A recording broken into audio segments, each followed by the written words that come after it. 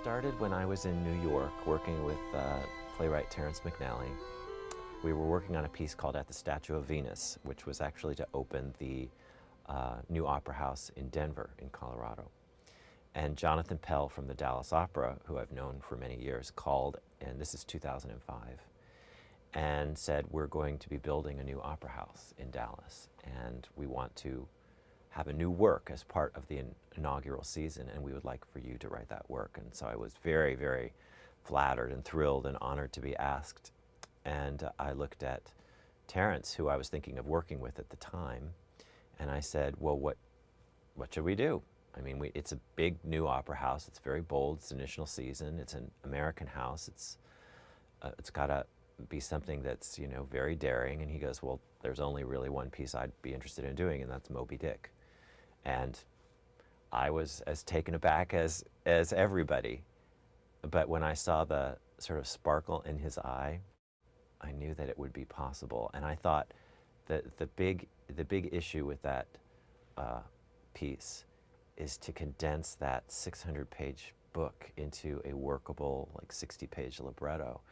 But I knew if that could be done, the music would be there. And though Terrence had to withdraw from the project, Gene Scheer came on board, who is such a great guy and a wonderful collaborator and a brilliant writer with he's a real wordsmith with a poet's soul. He understands the stage.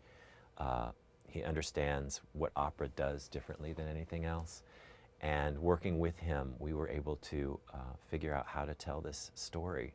What I learn when it comes off the page, when I hear the singers doing it, is I get sense of tessitura and where words are clear, and also just endurance in terms of a 3-hour evening.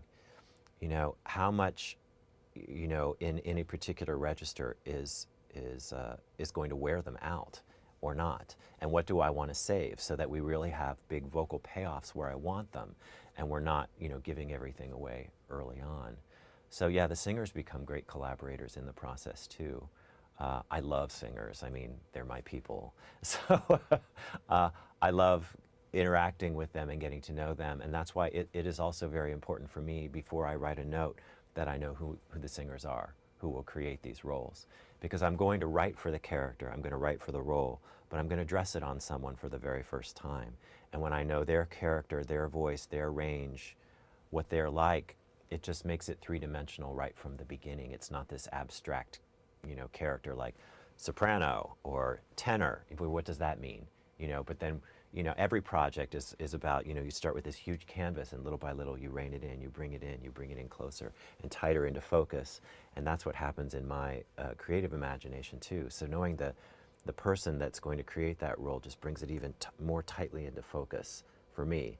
And actually, with a great singer, the tighter the focus, the more possibility I have, and the more inventive I can be. One of the things I have to be able to do when I'm writing is know those characters so well that I could go for a walk with them in the neighborhood, having nothing to do with Moby-Dick, and still have a conversation and know who they are. They have to be that real to me. And then I know how to write for them. And hopefully what the music can do is illuminate them beyond what the words have given you, so that you get a sense, even with just the way they deliver a phrase or the kind of music that they sing, that you know something is going on inside of them that is unspoken. So I'm just overflowing with gratitude to all the really gifted minds and that were willing to put the time and effort into it because they believed in the project so much. So, I mean, it takes so many people, and there's no way to possibly thank them all except to give the best possible production. And I feel like San Francisco Opera took what initially happened at the Dallas Opera and moved around to Australia, to Canada, Southern California, and San Diego, and now here, and really took the best of all that we learned from those cities and made something that was really quite spectacular.